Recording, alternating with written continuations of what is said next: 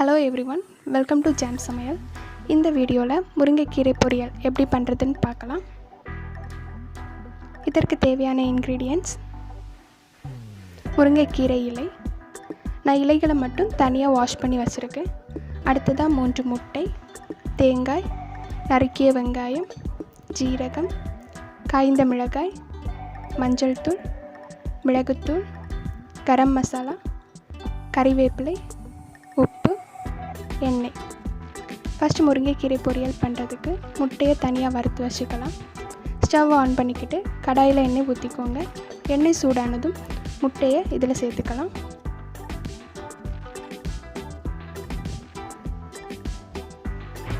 முட்டையில் தனியாக taste கிடைக்கிறதுக்காக 1 pinch உப்பு சேர்த்துக்கிறேன்.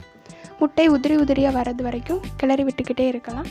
இப்போது முட்டை உதிரி உதிரியாக வந்திருக்கு. இதை தனியாக எடுத்து வச்சுக்கலாம்.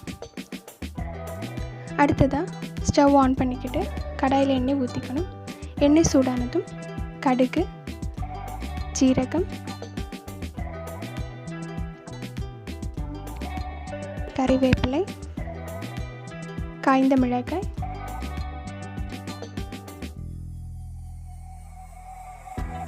நறுக்கிய வெங்காயம் சேர்த்து பொன்னிறமாக வதக்கி எடுத்துக்கலாம்.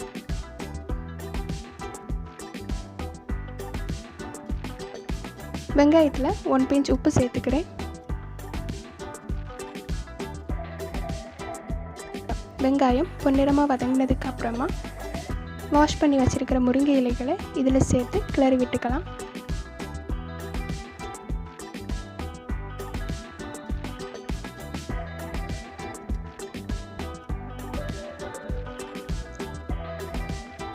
முருங்கைக்கீரையில் தேவையான அளவு உப்பு சேர்த்துக்கலாம்.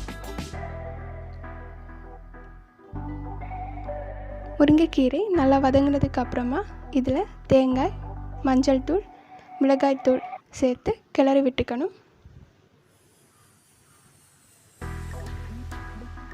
மசாலா முருங்கைக்கீரையோட சேர்ந்து வர்றது வரைக்கும் கிளறி விட்டுக்கிட்டே இருக்கலாம்.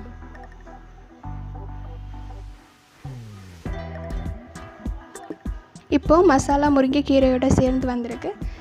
இந்த டைமில் ரெடி பண்ணி வச்சுருக்கிற முட்டையை இதில் சேர்த்து 1 மினிட் கிளறி விட்டுக்கணும். அடுத்ததாக கரம் மசாலா சேர்த்துக்கிறேன். உங்களுக்கு கரம் மசாலா சேர்க்குறதுக்கு விருப்பம் இல்லை அப்படின்னா சேர்த்துக்க வேண்டாம்.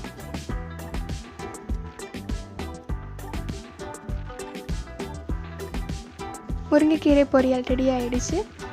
இதை ஒரு பாத்திரத்துக்கு ட்ரான்ஸ்ஃபர் பண்ணிக்கலாம். இந்த ரெசிபி உங்களுக்கு பிடிச்சிருந்துச்சுன்னா கண்டிப்பாக ட்ரை பண்ணி பாருங்கள். இந்த வீடியோ உங்களுக்கு பிடிச்சிருந்துச்சுன்னா லைக் பண்ணுங்கள், ஷேர் பண்ணுங்கள் அண்ட் இந்த சேனலை சப்ஸ்கிரைப் பண்ணுங்கள். தேங்க்ஸ் ஃபார் வாட்சிங்.